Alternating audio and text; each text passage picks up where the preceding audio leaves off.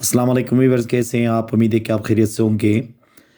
हम उर्दू ज़बान में अक्सर ऐसे जुमले इस्तेमाल करते हैं जैसे कि मैं सवाल हल कराता हूँ, वो चाय मंगवाता है, गाड़ी मुरम्मत कराओ, मैंने जूते पॉलिश कराए। अब इन सारे जुमलों में देखें कि बंदा खुद काम नहीं कर रहा है बल्कि किसी और से करा रहा है। मैं सवाल हल कराता हूँ में देखें ना, मैं खुद नहीं कर रहा हूँ बल्कि मैं अपना काम किसी और से करा रहा होता हूँ।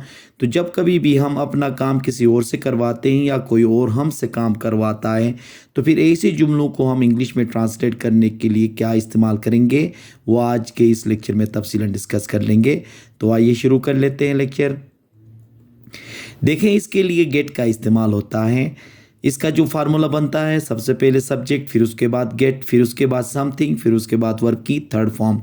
मतलब जिस चीज़ पे काम किया जाता है उसको हम समथिंग कहेंगे और हमेशा इसके साथ क्या लगेगा, वर्ब की थर्ड फॉर्म का इस्तेमाल हम कर लेंगे। जैसे कि देखें, मैं सवाल हल कराता हूँ, मैं सवाल हल कराता हूँ, इसमें देखें कि काम मेरा है लेकिन मैं किसी और से करवाता हूँ, तो फिर यहाँ पे हम गेट का सहारा लेंगे। जैसे कि I get question sold, I get question sold.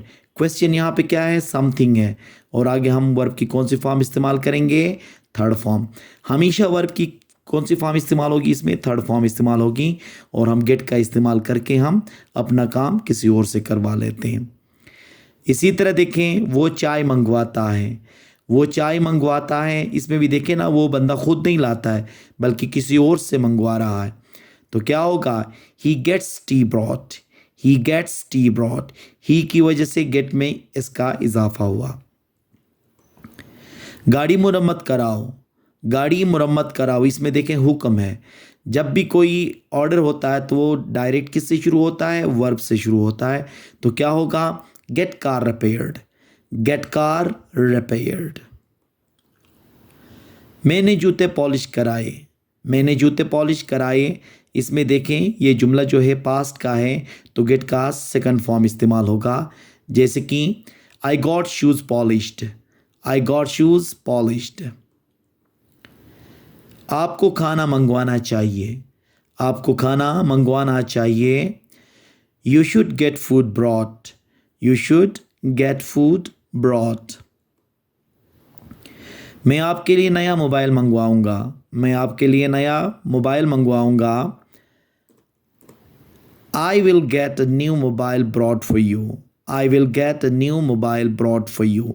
अब इन सब में देखें ना, वर्ब की कौन सी फॉर्म इस्तेमाल हो गई, थर्ड फॉर्म इस्तेमाल हो गई, और गेट का हमेशा हमने इस्तेमाल किया। ठीक है, इसी तरह से और भी जुमले बनवा सकते हो। जैसे कि मैं कहता हूँ कि मैं बाल कटवाता हूँ, तो इसका होगा I get here cut, I get here cut. अक्सर ये होता है कि ख़ुद जब हम काम करते हैं तो वो जुमला बना सकते हैं, लेकिन जब हम किसी और से काम करवाते हैं या कोई और हमसे काम करवाता है तो ऐसे जुमलों में हम फंस जाते हैं। तो अगर इस फार्मूले पे हम अमल करें तो आसानी से ऐसे जुमले ट्रांसलेट कर सकते हैं इंग्लिश में। उम्मीद है कि आज का ये लेक्चर आपको पसंद आया होगा। Thank you very much.